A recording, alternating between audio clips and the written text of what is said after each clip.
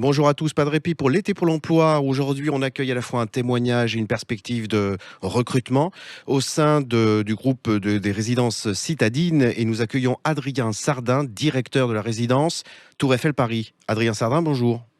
Oui, bonjour Monsieur Laverny, Adrien Sardin, directeur du Citadine Tour Eiffel à Paris. Merci de nous recevoir. Ah ben, je vous en prie, quel est votre parcours? Qu'est-ce qui vous a mené à ce poste de direction de cette résidence? Alors déjà, permettez-moi de présenter directement Citadine. Donc, c'est une marque du groupe Ascot, qui est un groupe hôtelier international qui Hmm. comprend une cinquantaine de résidences en Europe, dont 16 à Paris. Mon parcours a commencé en 2010 chez Citadine en tant que réceptionniste euh, dans une résidence à Citadine. Et j'ai pu évoluer sur les différents échelons, donc chef de réception, ensuite directeur adjoint, et depuis 2020, directeur du Citadine Tour Eiffel. Alors permettez-moi de le dire, et à l'adresse de nos auditeurs, c'est quand même assez édifiant. Évolution quand même assez fulgurante. 2010, on est en 2022, en 12 ans, vous passez donc de réceptionniste à directeur de résidence. Chapeau bas. Merci, merci beaucoup. Ça, c'est un des avantages aussi du groupe Ascot qui donne beaucoup Hum, l'opportunité aux collaborateurs d'évoluer en interne. mhm. Aujourd'hui, dans votre résidence, est-ce qu'à l'instar d'un certain nombre de vos collègues hôteliers, vous avez de nombreux besoins de recrutement?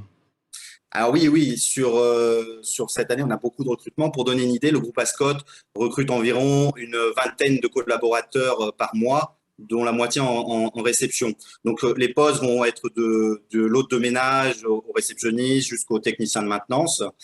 Et pour être plus précisément sur ma résidence, depuis le début de l'année, j'ai déjà recruté déjà 3 personnes en réception, dont 2 sans expérience hôtelière, mais qui ont suivi une formation en interne à leur arrivée pour les process et les valeurs du groupe Ascot.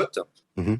Et ensuite, leur savoir-être, leur motivation a fait le reste. Est-ce qu'on pourrait synthétiser les compétences et connaissances nécessaires à l'intégration dans le secteur de l'hôtellerie, particulièrement sur le poste de réceptionniste, à la maîtrise de l'anglais, le sens clientèle, ce que vous rangez sous le concept de savoir-être, peut-être la maîtrise d'un logiciel de réservation? Est-ce que déjà, quand on lance ce cocktail, est-ce que c'est un cocktail gagnant? C'est un cocktail gagnant, effectivement.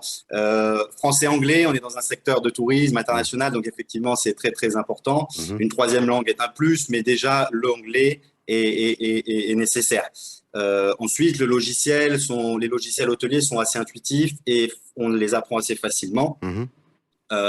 Et ensuite, c'est vrai qu'on cherche vraiment, on met vraiment l'accent sur les recrutements, sur le savoir-être. Mhm. Le savoir-faire, on va l'apprendre sur nos formations en interne avec des réceptionnistes expérimentés. Mais ce savoir-être, c'est vraiment quelque chose qu'on cherche, quelque chose où le réceptionniste se sent proche du client et se met à sa place et l'empathie, surtout, de la part d'un réceptionniste et de toutes les équipes, en fait. Alors, pour revenir à votre propre parcours personnel, est-ce que vous maintenez la possibilité de réussir, à l'instar de ce que vous avez fait, de cette capacité d'évolution en partant du poste de réceptionniste? Et est-ce que c'est encore vrai aujourd'hui? C'est encore vrai, effectivement. C'est encore vrai. Et pour donner une idée, je suis pas une exception dans le groupe. 2 tiers de nos directeurs adjoints et directeurs de résidence sont issus de la promotion interne.